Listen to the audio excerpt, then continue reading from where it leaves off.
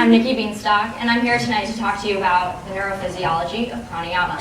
From the Sanskrit, prana refers to life force energy. Yama is how you participate with, constrain it, and to get this life force energy together, that makes the breath.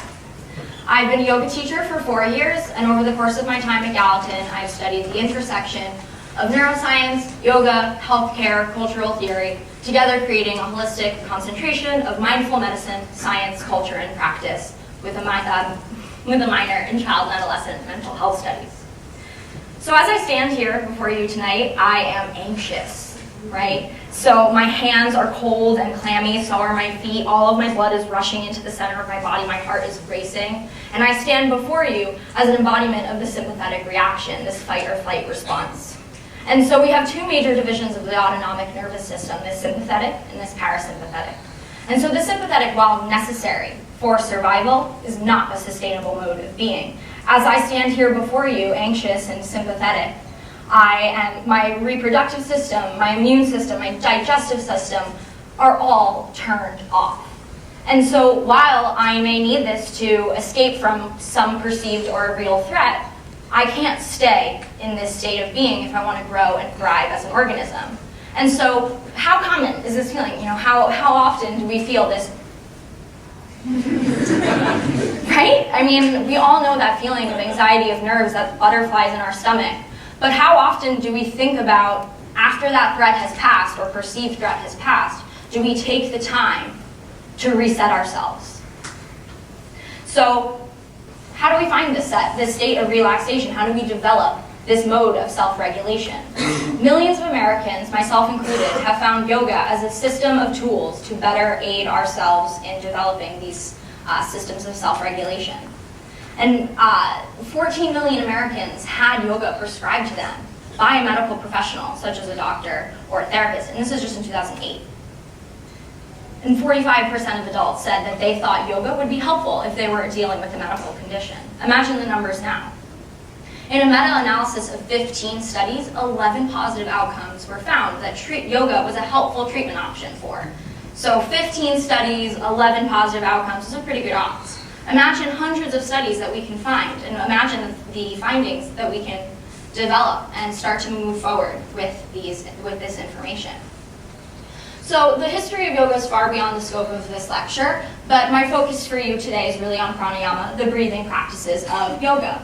And so pranayama, one of its earliest findings of a text is in the Hatha Yoga Pradipika, a 15th century medieval text. It's a manual of breathing practices, of the physical postures, the asana, and ways of meditation. Pranayama was originally theorized as the preparation for the mind in order to perform meditation and achieve higher states of consciousness. And the research in meditation, we have seen everything it touches turns to gold. And if meditation is the product of pranayama, we can only hope to see the same auspicious results when we start doing the research. So the easiest pranayama for me to teach you here today, which I'm actually going to do, is ujjayi breathing. So this victorious breath. Okay, so we're all going to teach it. We're all going to do it right here, right now. I could use a little relaxation. I'm sure we all could. So put your feet flat on the floor. Close your eyes. Take a deep breath in and sigh it out. Okay, now take your hand up to your face like you're going to try to fog up a mirror. And you can inhale through the nose and exhale out the mouth like inhale through the nose and try it again. Once you feel like you've got it, you can close the lips and exhale out the nose in this way. So we get a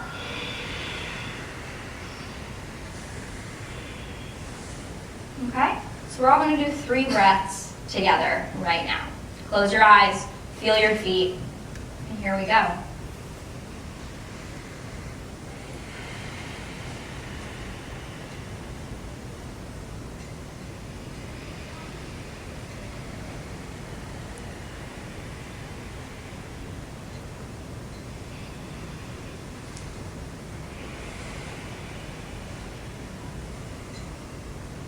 And as you're ready, you can open your eyes.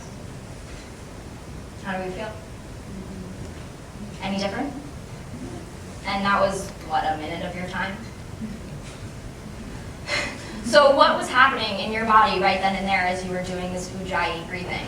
As you felt that little lift at the back of your throat, you create a little contraction, and you make the throat a little bit smaller, so the air that's escaping out is a little bit less. You increase the barometric pressure of that exhale.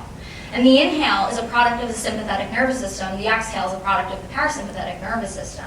So on that exhale, when you increase that barometric pressure, you amplify the parasympathetic response. You increase the parasympathetic scale in the balance. And so if you can start to develop these skills of exhaling just a little bit longer, creating this little bit of pressure on the exhale, you are actually changing your nervous system. So what we are developing is we're improving vagal tone. The vagus nerve starts all the way from the brainstem and travels all the way down into the intestines. It's the main channel of information for parasympathetic signals. And so vagal tone is a similar concept you can think of to muscular tone, that we are building our efficiency of that system.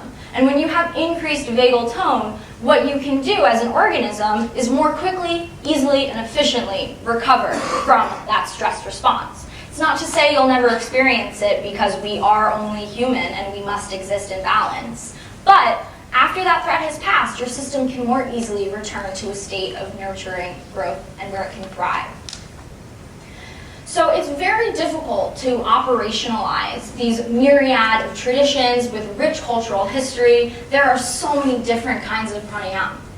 And so meditation has faced a similar research challenge. And it's kind of like a teenager compared to pranayama research, which is in its infancy. So we're still in the beginning here. But I'm going to present to you 3 sets of research that I find really compelling. The first starts with inflammation. Inflammation is such a hot topic in our culture, right? It's implicated in depression, heart disease, obesity, huge things facing our healthcare system and our culture at large. And in a Hatha Yoga intervention of patients who had suffered from heart failure, in just the 8-week study, they had over a 20% reduction in inflammatory markers. And in a comparison of yoga experts and novices, experts had 60% lower levels of inflammatory markers, and the criteria to be an expert was just 2 years. So a minute of your time we spent breathing Ujjayi, 2 years of your life, and suddenly you're living in a different body. Sky breathing, or Sudarshan Kriya Yoga, has been really successful in providing a set of really standardized, consistent practices that we can really thoroughly research. And so Sky has been found to promote BDNF, brain-derived neurotrophic factor. BDNF is known to promote and be necessary for neurogenesis and neuroplasticity, building neurons and then building new connections. So increased BDNF levels is a huge protective factor in longevity and neurodegenerative diseases. My personal favorite set of research comes out of a study of veterans with PTSD. They had they had a course of yoga, and then after a few weeks in, pranayama was added into the study. After the yoga, before the pranayama was added, they experienced decreased levels of depression. However, not until after the pranayama was added did they actually have decreased levels of hypervigilance and hyperarousal. So their nervous systems, they already felt better, but their nervous systems were actually changed just by breathing. And several subjects reported using the pranayama throughout the study when they were experiencing flashbacks or nightmares. So before the study had even completed itself, they were already incorporating it into their daily lives. So this brings me to my point. If we can spend a minute of our time breathing together, or 2 years of our lives breathing consistently, we know that we can genuinely change the state of our being.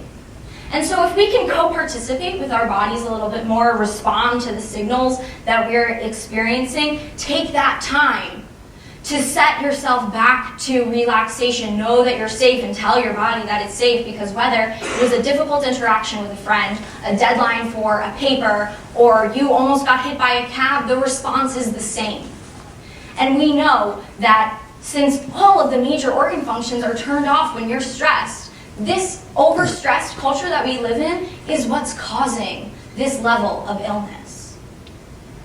And if all of these major illnesses that our culture is facing, our healthcare crises, can be avoided by this lifestyle of self-regulation and relaxation, we have the power as a culture and as individuals to create lasting and systemic change.